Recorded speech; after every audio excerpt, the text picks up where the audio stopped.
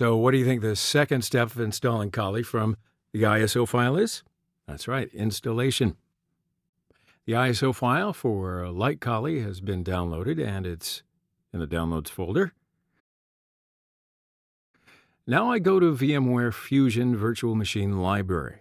From the upper left corner, click the Add button and select New.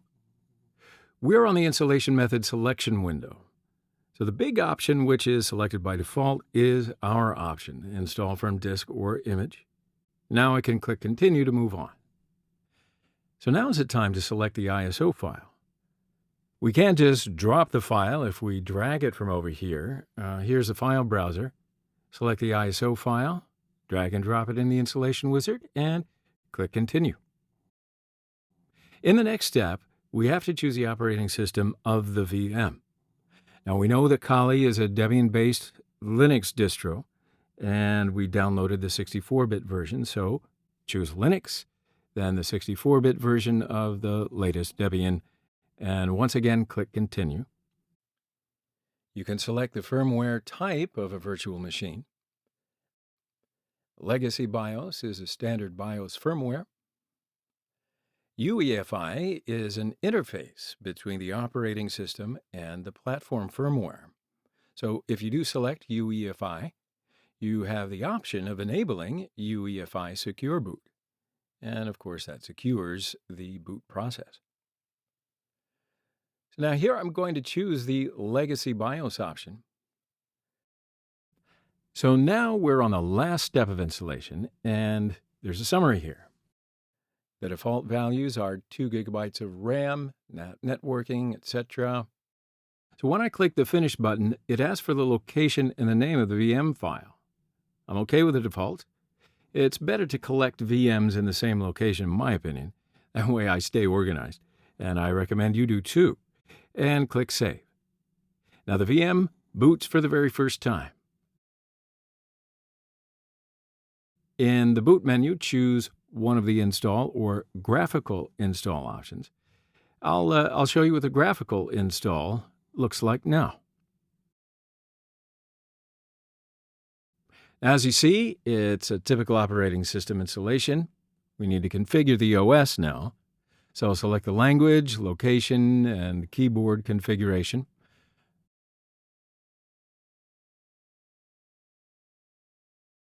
And now network configuration has been completed successfully. So I'll set the host name to Kali, and let's give it a domain name. I'll just choose the same name and continue. I'll set the username and password for the new user. Because Kali will not use a root account by default when it's started.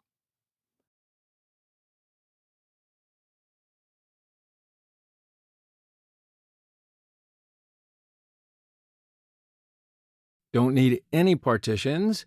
We're only installing Kali Lite as a virtual machine, so it can use the entire disk reserved for itself. Continue. Keep going with the default options for disk partitioning.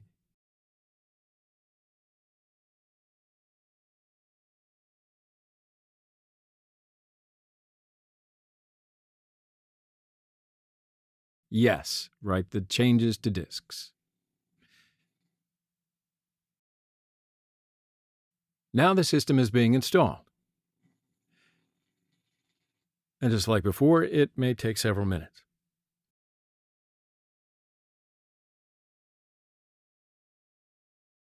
So here Kali asks for the HTTP proxy information, but we're not going to need it now, so we can just leave it blank and continue.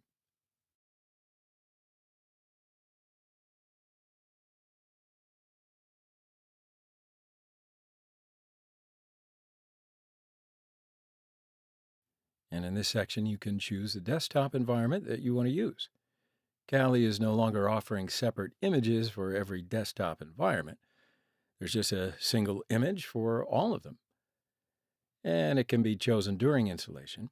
So I will continue with the default option, XFCE.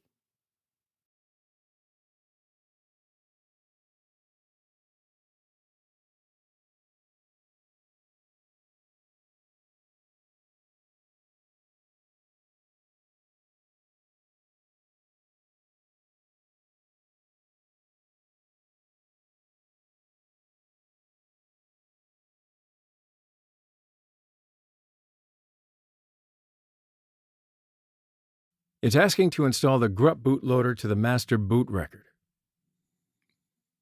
Now, this is more meaningful when you install an operating system as a second one on the host.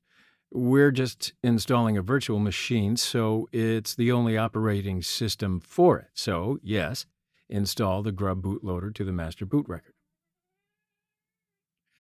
We have only one partition to install, grub, so I select that and continue.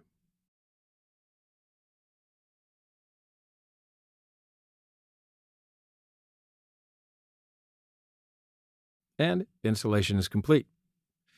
So, it's time to boot into our new system. Continue.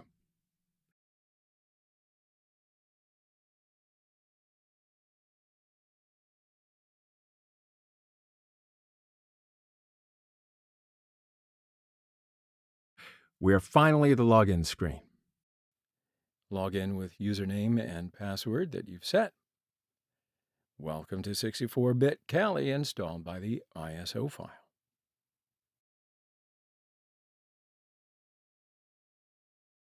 So I want to turn it off for now. Now let's go to the folder that we chose for installation, order by date modified, and here is the Kali Lite VM file.